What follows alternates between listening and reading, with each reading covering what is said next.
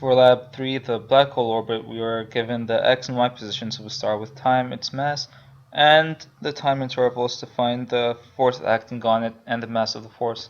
So the system is a star rotating around the black hole, and we were asked to find the mass of the black hole, which we eventually did using Python.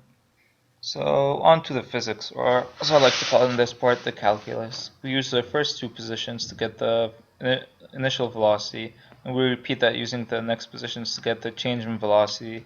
Then we use momentum equals mass times velocity and divide that by change in time to get the change in momentum, which is equal to the F net, because force causes momentum, and a change in force is a change in momentum.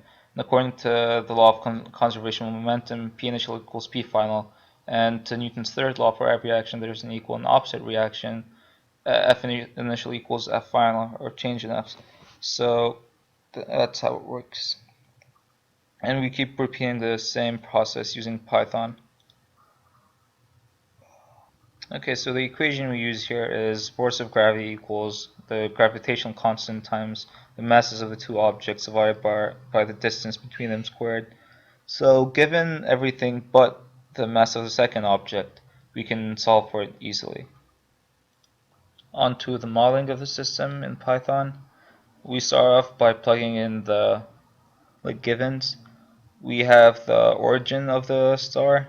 We plug in that, the mass of the star, and the time interval for which we trace the star's orbit and the initial time. Next, we start doing the physics. We have the initial momentum, as we discussed, it's m times v, and we do the same for p final. It's just m times v final. The change in velocity is v initial minus v final minus v initial, and the change in momentum is p final minus p initial. And as we discussed earlier, dp dt, it's just a change in momentum over a change in time, and f net equals dp dt. We get p hat by dividing the initial momentum by the magnitude of the initial momentum, and then we equate f net with dp dt for the parallel component, and we solve for the perpendicular component because dp dt can be split up into two components, the perpendicular and the parallel, and so they both add up to dp dt, so we can solve for one by having the other. And on to the actual equation. We get the radius, or like the distance between the star and the black hole by the star position minus the position of the black hole, and then we use the force of gravity equation, F equals g times the mass of the two objects divided by the distance between them squared, to derive for the mass of the second object, which we call black hole in this case.